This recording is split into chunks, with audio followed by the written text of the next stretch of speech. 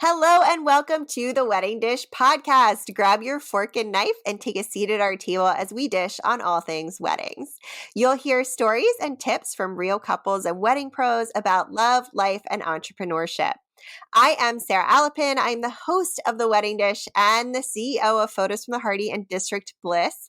And today we've got a really cool guest on who is maybe a human after my own heart.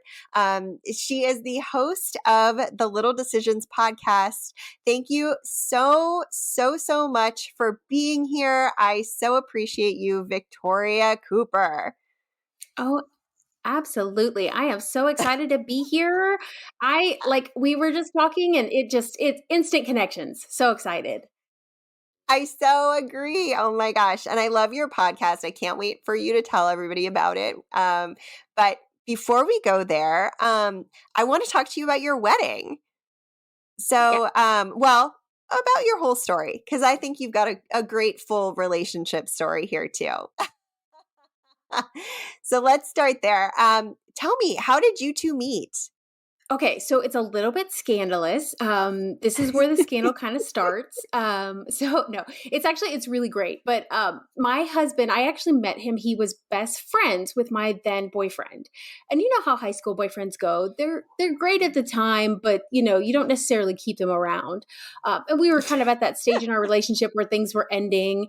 And then I met my now husband, whose name is Micah, and I instantly fell in love. I actually had dinner at his house, and he is one of 7 children in his family. So he's a huge family. Holy cow. And I fell in love with them. It was amazing. It was this moment where I was like, oh, he's who I'm meant to be with. And these are my family. Like, it was great. So we decided to start dating the summer before I moved to Athens, Georgia, which is where we both now live. And he was already living up there, but we're from the same hometown, and we'd never met until I was 19. So that was kind of exciting. Oh, And wow. yeah. So that's kind of how we met. Wow. It's really neat. It's cute. So it's nice also doing holidays and stuff because we're from the same hometown. So we go to one place. Oh, that's so convenient. I am a little bit envious of that. My family, we're not far from mine, but because I'm right outside of DC, my brother's in DC, and then my parents are in Maryland. I'm in Virginia. So it's not far, but Philippe's family, my husband's family, they're in Portland, Puerto Vallarta, Mexico, Northern California, and Arizona. So it's a lot of traveling for everyone, or for us. It's always us going out west, regardless. So I am really envious of that. Yeah, it's definitely nice. Except then everyone expects you to spend all of your time there. And so there's that balance. But, we make it work. Yeah. Yeah. That's so cool. Well, I love that. Okay. So what was, other than the giant family, the first thing you noticed about Micah? I really noticed that he was really compassionate and considerate of other people, but in a quiet way. My husband, when I first met him, he had no problem talking to me, but apparently that wasn't normal. He didn't normally talk to people. And Same. yeah, it's crazy. It's crazy. But I guess he was just comfortable with me. And so, but I noticed immediately, like, he'll do little things like we have family members who have physical limitations, and he will open the water bottle for them, like, just, as he takes it to him at night or something like that. If someone says they have to move something and it's heavy, suddenly it's moved, and he did it without them noticing. He's just very considerate of other people. And I really appreciated that he kind of just did that without any need to get attention for it or anything like that. That was just part of who he was. And I fell in love with that part of him. Oh, it's like baked into his personality to be kind. Mm-hmm, That's very much so so. lovely. I love that. And now I'm kind of curious if that's part of the reason you decided to start the Little Decisions podcast, which is based on, kindness. It's a little bit, definitely. I think this is one of those examples where kindness really changed my life, and it just happened to come in the form of a person. Oh, that makes my heart so happy. Yeah. Oh my goodness. Well, tell me about the proposal. Okay, so he did really good. He was apparently so nervous. He had to go home. It was like the middle of the week. It was Valentine's Day 2008, which was like a Tuesday or a Wednesday. And he suddenly had to go home, which is about 2 hours away. And we were living together at the time. And so I was like, okay. And then Valentine's Day comes, it's that next day, and he sent flowers and chocolates to my work. We have plans for dinner. And we've been dating at that point about six years or so. And we had never celebrated Valentine's Day. And so but I didn't, of course, pick up on that. I was just like, okay, I guess we're doing this. And we went to a very nice Italian dinner. It was so fun. And then in our hometown, there's the University of Georgia, and there's a camera right by the arch that you used to be able to call a number and it would take your picture. And that was really neat. And so, yeah, this was back in 2008. And so he That's did, cool. yeah, so he did that. I still have that picture somewhere, but he had us do that, and then we were going to the car, and he parked kind of weird, but I didn't really put it all together till the end. But he parked by this fountain, and it's February in Georgia, so it's a little cold. But he's like, "Hey, let's go check out the fountain," and I was like, "Oh, okay, whatever." And then, like, as we're walking to the fountain, I think that's when it dawned on me. Like, the whole day had registered, and I suddenly am nervous because I realize he's nervous.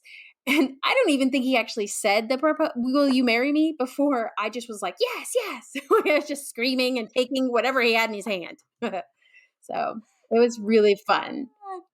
Yeah. I love that. That is so cool. Georgia, you need to put that back, that camera back. That's brilliant. So smart of your partner to do that. I Mhm. mean, so smart. So smart. Okay, so you said Valentine's Day 2008. I'm looking at your wedding date, which was March 8th, 2008. Did you get married in less than a month? No, I meant 2007. Sorry. That's what I meant. Yeah. Yeah. No, I'm crazy, but I'm not that crazy.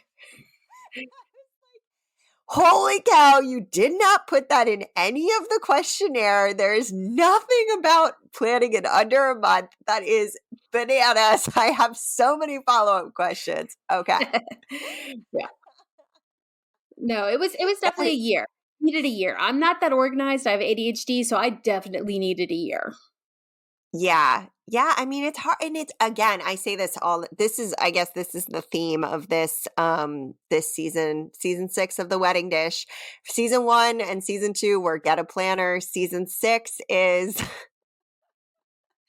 to know yourself, to give yourself enough time and to make sure, that you have like you can do the logistics.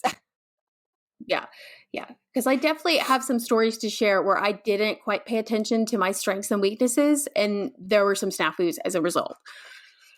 Yeah, I mean that's something that happened with me when I was planning my wedding is like I felt like I was supposed to do these certain things that were a big departure from what I wanted to do.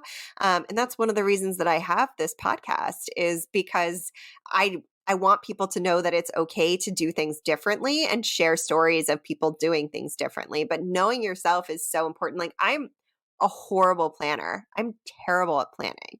I'm just like I'm the kind of person who, if I have to plan in advance, then I kind of hope it gets canceled. But if it's last minute, I'm like all in. I don't know. Like you emailed me right before this or last night, not right before. Let me give you the credit that's due there, and asked if we could bump up the recording so you had more time. And I was like, heck yeah. And then it made me more excited because it wasn't something I got to change my calendar. It's like the silliest thing. Yeah. No, I like it. I like it. Well, and I've just learned over the years that, like, if you know your strengths and weaknesses and you play to them, it's so much easier and you have way more fun. Oh my gosh. And then you don't feel bad about things. And yeah, you're not like later saying, oh, I wish I would have done this differently. It's just so much easier. So much easier to live life like that. I agree. Lessons I learned in my 30s. Yeah. Yes. Yes. It's crazy how much I've learned just since getting married, and like I don't know, as I've aged as a woman, I've found that I care a lot less about what other people think. Yeah, that started in my 30s for me. Me too. Me too. Yeah, I'm in my late 30s. I turned 40 this year, and so I'm clinging to that last few months of 30. I just turned 39 on December 29th. So So it's coming I'm for you with you. too. Yeah. It's coming for me. It's coming for me. I'm here for it. I feel like I get better every year. Yeah, me too, me Maybe too. I not love it. physically, but oh my gosh. Okay, so speaking of logistics, let's talk a little bit about yours. Where did you get married? So I got married in Athens, Georgia, which is beautiful. They have a lot of greenery. I actually got married at the botanical gardens there, and it's great. It's a day chapel there that's kind of in the middle of all the different walking paths, and it's just gorgeous. It has so many windows, and it has this huge wooden door that has etched in it this tree, and it goes across both doors, and it's wide and it's beautiful, and it's the first thing you kind of see. Like, even when it's open, you can see the tree etched in it, and it's just beautiful. And as soon as I saw that, I was like, yeah, that's where we're getting married. um, and I also knew it was because my husband, when we first started dating each other, I like to go on walks, but I'm also very lazy. And so he would take me on walks at that same botanical garden. And he was the first person that actually got me to do regular exercise. So I was like, oh, we have to get married here. It's perfect. So yeah. I love that story. I'm also getting kind of Encanto vibes off of the door from what you were just describing. Yes. Yes. Yes. Oh, it's gorgeous. That's perfect. And I love that it had sentimental value for you and that it was also just stunning. It must have been huge though, because you had 125 people. When you say a day chapel, I'm picturing like teeny tiny. It must have been big. It's pretty big. I was surprised for a day chapel that it was so big. But that was great because we filled all those pews in there. Like, it's gorgeous. And everything in there is almost all wood because it's meant to kind of symbolize the nature that is around it. So I just loved that. Like, I wanted to do minimal decorating because of that. It was just perfect. Yeah, I mean that minimal decorating is ideal if you are trying to cut costs. So finding a place like that where it's just beautiful as is a great pro tip for planning your wedding. Absolutely. Yeah. Yeah. The more that's included already in that price, the better. Yeah. Yeah. It makes your life a lot easier. It makes it a lot easier to stick to your budget and not later to go in and say, "Oh, I feel like we actually need to add this and that kind of thing." And it's also really easy to blow your budget on buying silly little things that you don't really need. So that also eliminates thinking you need all of these additional candles or votives or something that you maybe don't. Um, I love that. That's awesome.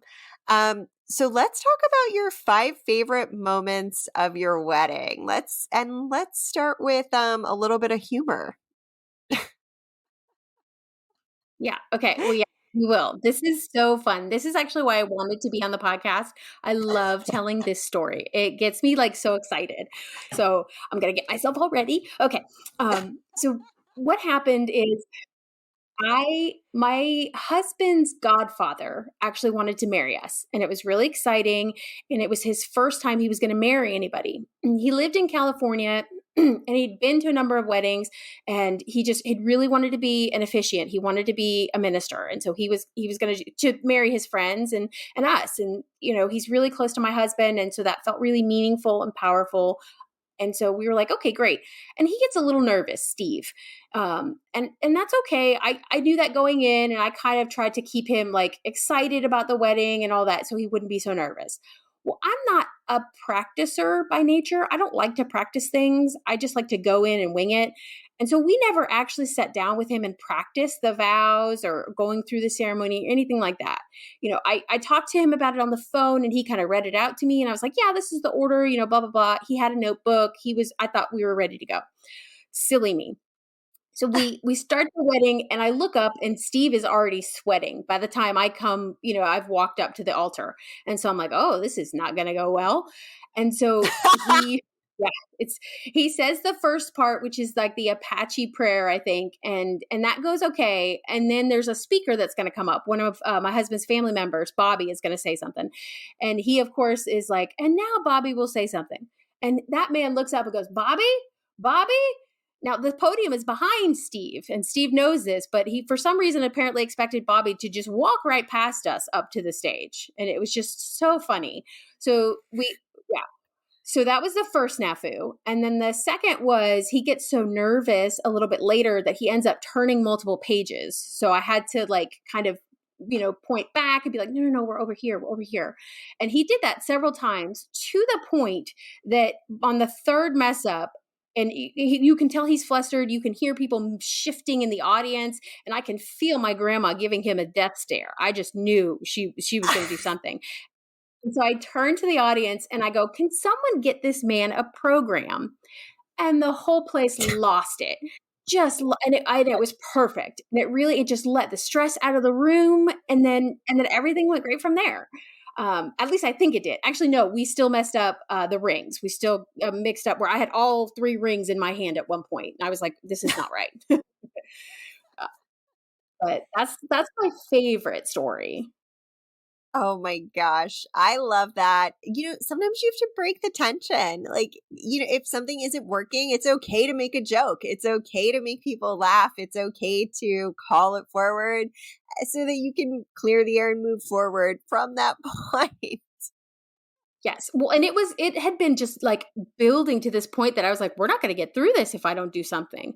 I'm a jokester by nature. So I loved being able to do that. Like I loved being able to say, I totally joke at my wedding, because not many brides can say that. So. Yeah. I mean, it's not common. I love it. I love it. I think you'll appreciate this. One of my friends calls me a prankster monk because I also am a jokester. I love it. I Oh love my. that. So what were some of your other favorite moments from your wedding?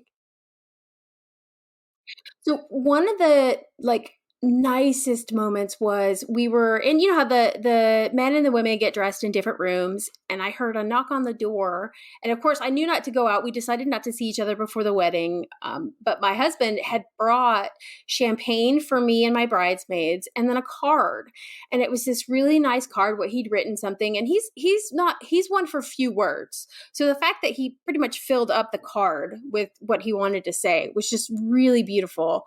And it was so nice. Like, and then of course we had champagne, so we were having fun then.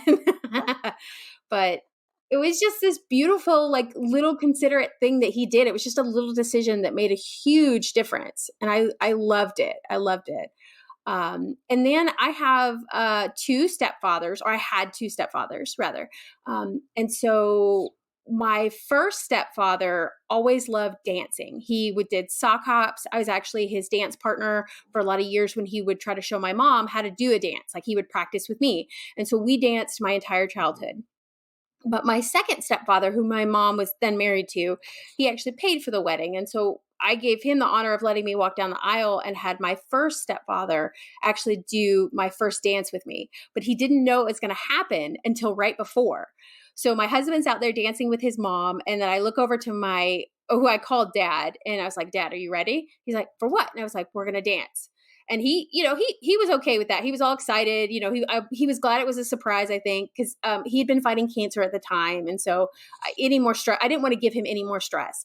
And so he looked really excited. And then came on our favorite song, which was Brown Eyed Girl. And I had never seen that man smile so big as we went out on that dance floor and danced. And it didn't matter that he'd been sick for a year. It didn't matter anything else. It was our moment together, and it was beautiful. I loved it so much. So, Oh, you got me a little bit on that. yeah, I got myself a little bit of that. It was I can hear it in beautiful. your voice. Yeah. It was funny because we found out he had cancer, stage 4 cancer, a couple months after I got engaged. And the first thing I said to him, because again, I try to be funny, I was like, well, that's no excuse to not be at my wedding. And he said that at the rehearsal dinner. That's actually another one of my favorite moments. Was he had said that at the rehearsal dinner, and it was so nice him being there. So we all decided then to go out drinking, because his family, he's from a Hispanic background, and my family, they were all visiting, and so we closed a bar down that night, and it was It was very rough for me the next day. I do not encourage brides to do that. Do not close the bar down. Do not take all the shots that your uncle and your cousins all want to buy for you. Don't do it. Don't do it. I was so Oh glad. my Our wedding was god. at like 4 o'clock, and I was so glad. I was like, oh my gosh, any earlier I would have been sick. Oh, it's terrible. But Oh yeah. gosh. And then Oh. yeah. Well, and then my last favorite part, which I always like to share with people because I feel like this is where you don't put enough time and attention, is like the dancing. We had a really great DJ, and I'd kind of picked some music to make sure they played, and so just the dancing went on as long as it could, and I have so many pictures from it, and it was great, and it's a way for everyone to talk to each other and connect with each other too through dancing. So I loved that. I think that's my top 5. Yeah, that's my top 5. So, I love that. That's so great. I love that you went from like the sentimental the funny to the sentimental to the party. yes. Amazing. That's so much. It sounds like your wedding day was like a real party, like a good time. It was. It definitely was. We closed down the house. It was great.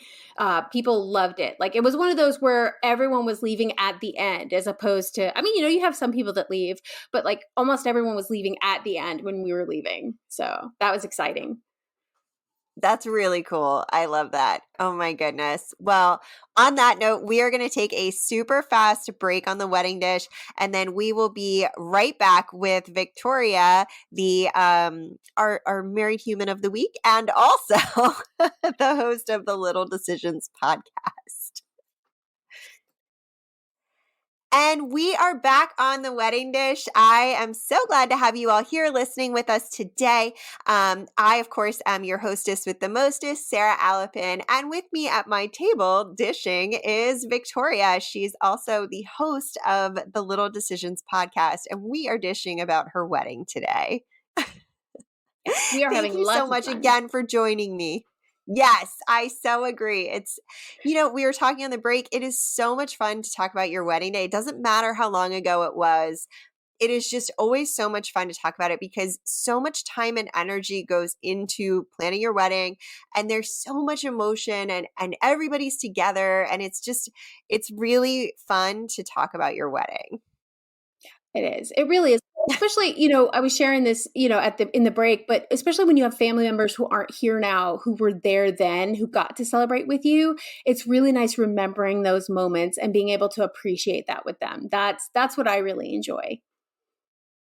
Yeah. Yeah, and I mean at some point everyone runs into that, like at some point we all lose pieces of our family and our friend group and things. So it's a really special time to bring everybody together in whatever capacity, you choose to do that in, whatever feels right for each couple. So I'm glad that you were able to bring everybody together, and your wedding was in 2008 and you're still having a blast talking about it, which makes my heart very happy too. Yes. Well worth the price of admission, because weddings are expensive. So I'm glad that I get to still tell the story of it. Cause I think, you want it to last past just that one day. It's meant to be memory making. And so I'm glad I get to share it. Yeah, me too. Me too. Um, so let's talk a little bit about the wedding planning process. It can be a really either like easy breezy time, or it can be kind of challenging. And you and I were talking about how we're not great at planning. So let's talk a little bit about that. Is there anything that you would have changed about the wedding planning process? Oh, so much. So much. I would have I have my sister-in-law who I'm pretty close to. Her name is Bridget, and she's highly organized, and I know that about her. She's an attorney with she has actually now 8 kids herself. So highly organized person, and I should have turned over the details to her sooner rather than later. I basically handed her a notebook I'd been kind of keeping together the day of the wedding and was like, "Here's all the stuff. You're in charge for today. Thank you." Yeah, should have done that a lot sooner. I think the lesson of my wedding is do it sooner, or practice. But and so that kind of created some little snafus throughout the day. I wasn't able to enjoy moments as much because I had to figure out why someone's yelling at someone else, things like that. But it was definitely overall the planning process is easy if you have an organizer or if you follow an online thing, if you just do one of those things. But I had decided to kind of do a combination of them. And so everything wasn't in one place. And that was just a disaster. So I have since learned from then and other big events, big family things, I tried to keep it all together in one, and that's just so much easier.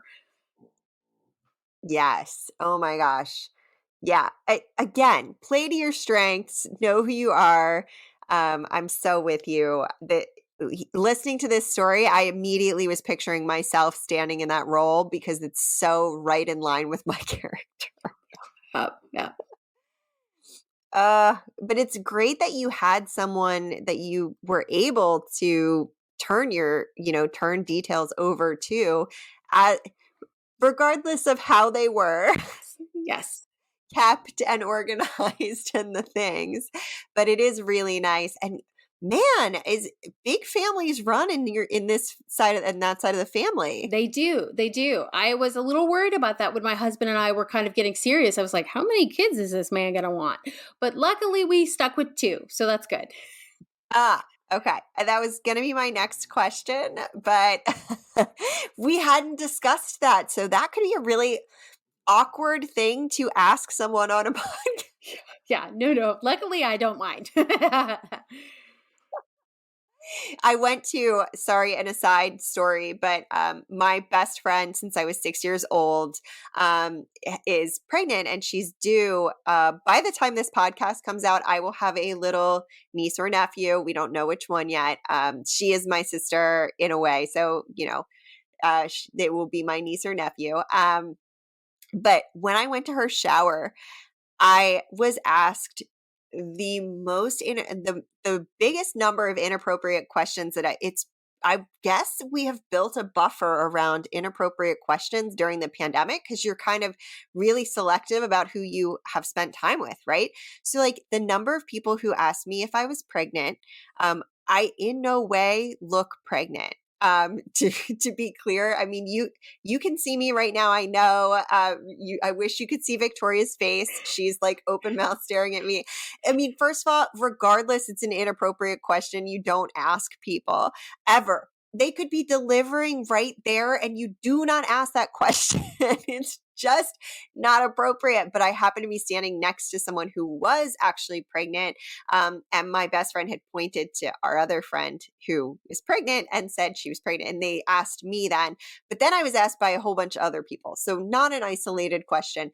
Follow up to that was how old was I? And then follow up to that was if I was single so that they could potentially set me up with their sons or brothers or whatever. It was not an age specific item. So,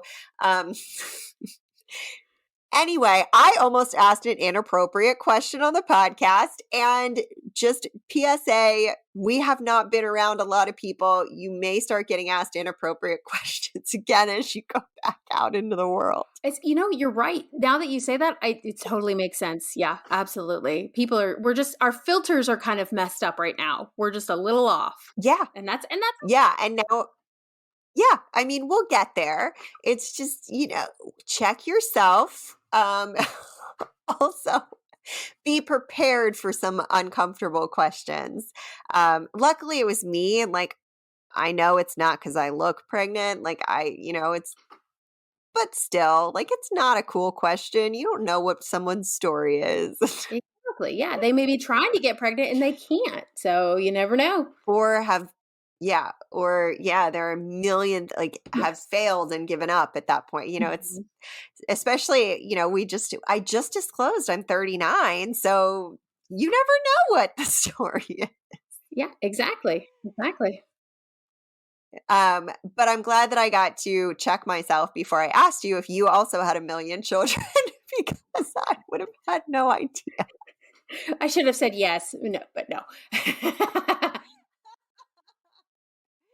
Oh my goodness. Well, the really cool thing about that is that at some point in the future, you will be going to a whole bunch of weddings and getting to celebrate all over again when that generation starts getting married. I'm pretty excited about it, and I have lots of tips for them. So it'll be great fun. Oh yeah. Oh yeah. You're gonna definitely be fun Aunt Victoria and helpful Aunt Victoria on that one. Yeah. Um Hopefully. so outside of that, did you run into any obstacles outside of like, not bringing in someone who was more organized than you to help with logistics and things? Did you run into any other obstacles or anything during the planning process that you can say like, I really wish I had either thought about that or done that differently or anything like that? Well, I think, my wedding is a great example of how you should always plan for the unexpected in some way. Now, I didn't plan on telling a joke at the altar. I don't mean that, but I mean like planning for the little things that might come up that you need to either have money for or have time to worry about. And I made no space for that. I thought it was you book this, you book this, you book this, you book this, and you're done, and it was not that. So all these little things kept coming up that were details associated with other things that I just, they almost derailed the whole thing. Like I almost accidentally Oh, didn't geez. have like tables to serve the food on because I didn't pay Oh, attention to the catering geez. contract. And yeah, oh, so bad. It was luckily though, I had someone with me when we were doing the final check and they were like, yeah, we need tables. It's like, yeah, we do. We do need tables for that. Oh, God. You're like 2 weeks out then. Yeah, it was crazy, but luckily it worked out. Oh, I mean, I think that's one of the nice parts too is I was very flexible as a bride, and so whenever little things like that came up, and they were like, "Well, we can solve it this way, or we can try that, or we can do this," and I was like, "Okay, that's great." I was very, very flexible with that. And it ended up that like my wedding was it was truly it was really nice because it was kind of a representation of us. It was a little bit funny, a little bit different, but still really nice. And it was a great moment where like we got to just enjoy each other because I didn't stress as much about it. I think there's things I certainly could have worried about, but I think also finding that balance of not stressing too much is something that made the whole experience and that day much better for me. that's a really important thing. Again, knowing yourself and knowing what you need and in order for you to enjoy yourself. I'm glad that you were able to build space for that. Is there anything you would change about your wedding day? You know, I thought about this question, and there's always that part of you that wants to say, "Oh yes, I wish I'd been skinnier, I'd done this, or I'd not invited that person, or whatever maybe stuck in your a thorn in your side." But I really don't have any of that. I don't think there was anything I would change about that day, even the mess ups, even the little snafus, because it was such a just it was meant to be a celebration of two people becoming a part of a larger family, and that is what happened that day. Everyone enjoyed each other's company, and there was space. There were tables and chairs, so that was good. And that's all you really need is a little bit of space and a little bit of time to with each other to have fun, and it was great. So no, I loved every single minute of it. I wouldn't change any of it. That is such a great answer.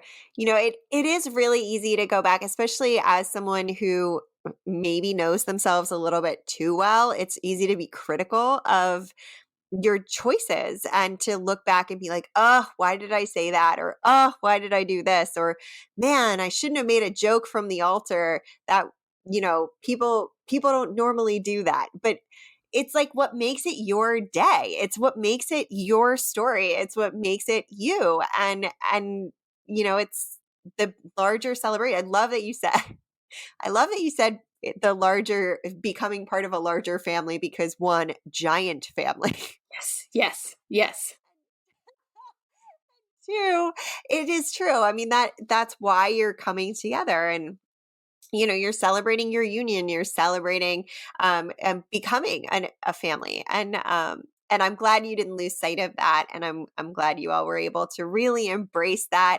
It's such a funny thing. You can go one way or the other. Either, I'm worried about all these things that I did or didn't do correctly, or I really embrace the things that happened, and I'm glad that this is our story. I'm really glad to hear that. That makes my little heart very happy. So one last question for you. What was the most important decision you made on your wedding day or about your wedding day? This one would probably be the timing. So I really wanted my husband's family is large, but they're all kind of located together. So that's kind of nice. But my side of the family is not. I have some in New England, some out west.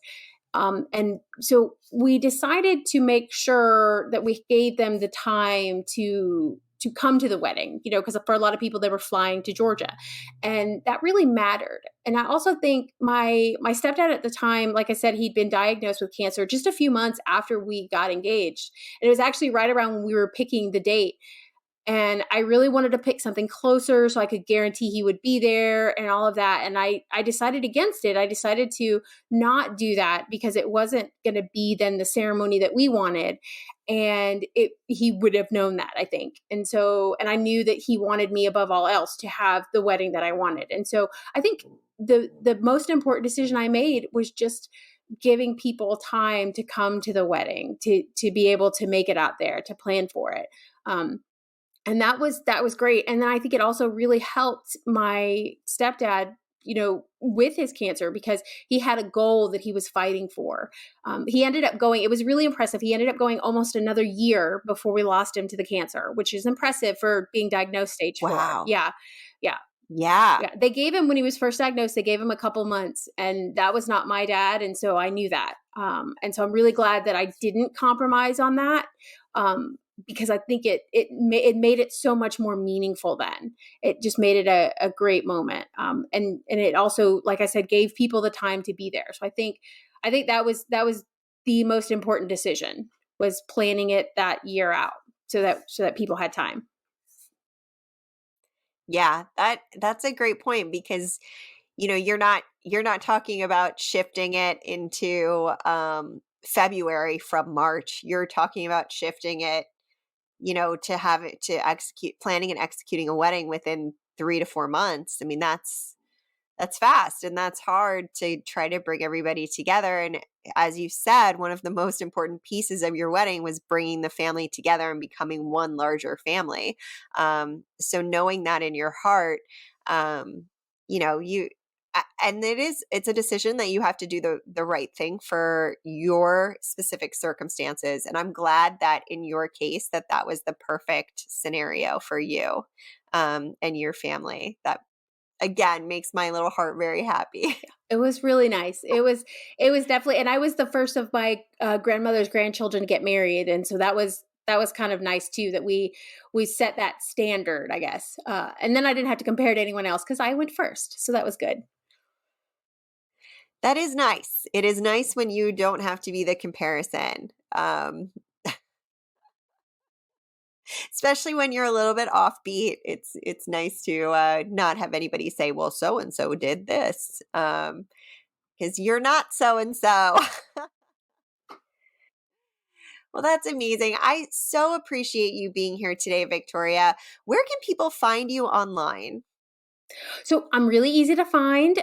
They can just go to littledecisionspodcast.com. It has all my episodes where I'm kind of like this, but I also talk about kindness.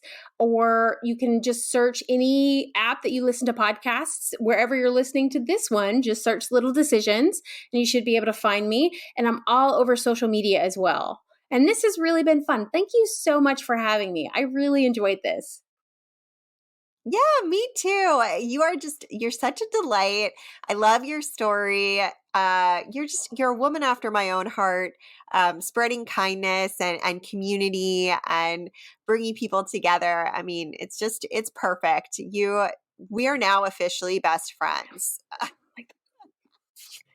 I love it. I love it. I'm excited. Awesome. Well, while you are looking Victoria up and the Little Decisions podcast, you can also find us online at theweddingdishpodcast.com, and you can follow us on Instagram at the Wedding Dish Podcast.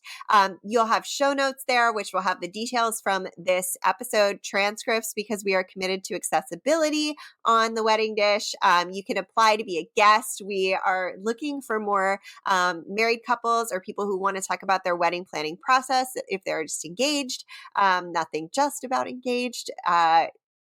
I would remove that word if I edited the podcast. And on that note, don't forget to tune in next week. We have another amazing guest coming on. And I hope you all have a wonderful rest of your day. Please subscribe or follow, rate, and review The Wedding Dish. And until we meet again, cheers.